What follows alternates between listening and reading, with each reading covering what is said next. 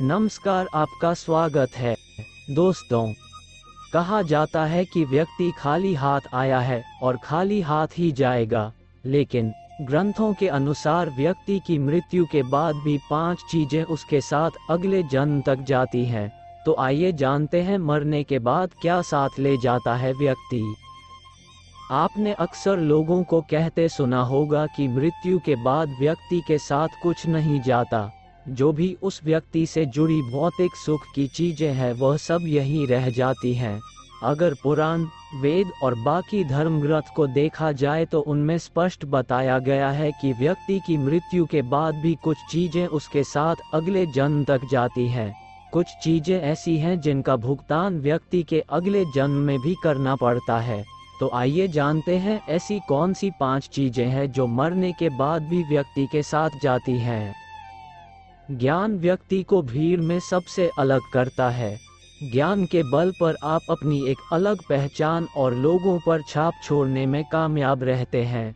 इसलिए अपनी मृत्यु से पहले आप जितना ज्ञान ले लेंगे वह आपके बहुत काम आएगा। दरअसल ऐसी मान्यता है कि जीवित रहते हुए व्यक्ति जो गुण सीख लेता है वह उसके साथ मृत्यु के बाद भी जाते हैं। इसलिए अपना समय खुद को अच्छा ज्ञान और गुण सीख में व्यस्त करें। श्री गीता में भी इस बात का जिक्र किया गया है कि ज्ञान और दान कभी नष्ट नहीं होता है। धार्मिक ग्रंथों में बताया गया है कि कर्ज कभी भी व्यक्ति का पीछा नहीं छोड़ता। अगर किसी व्यक्ति ने आपका भला किया है तो उसका ये ऋण जैसा ही मौका मिले उतार देना चाहिए। अगर आप किसी का ऋण नहीं उतारते हैं तो उसे जन्म जन्मांतर तक चुकाना पड़ता है, वह कर्ज उतारना पड़ता है। अगले जन्म में वह कर्ज किसी भी रूप में आपको चुकाना पड़ सकता है। साथ अगर आपने किसी को कर्ज दिया है और उस व्यक्ति की मृत्यु कर्ज चुकाने से पहले ही हो जाती है तो आपको भी बार बार जन्म लेना पड़ सकता है। इसलिए ऐसे व्यक्ति को उसकी मृत्यु के साथ ही माफ कर देना आपके लिए उचित रहेगा।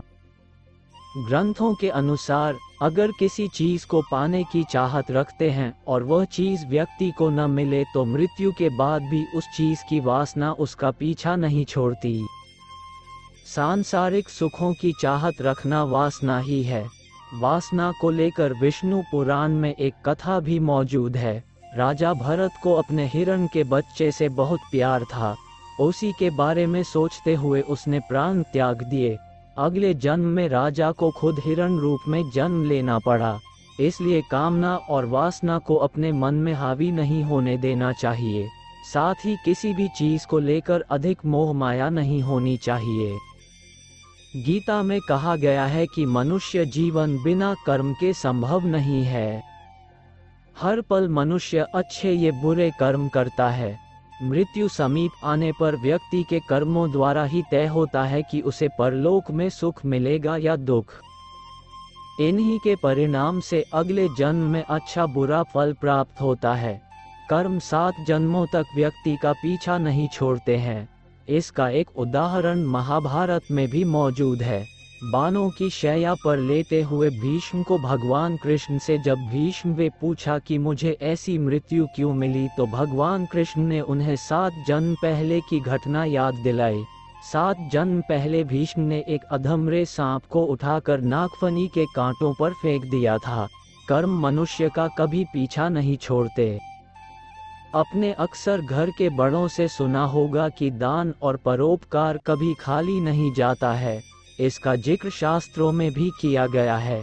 जीवन में अगर कोई अपरिचित व्यक्ति आपकी मदद करता है, इसका अर्थ है कि वह पिछले जन्म में आपके द्वारा किए गए दान और परोपकार को चुका रहा है। इसलिए दान पुण्य करते रहना चाहिए। यह व्यक्ति की मृत्यु के बाद भी इसके साथ जाते हैं।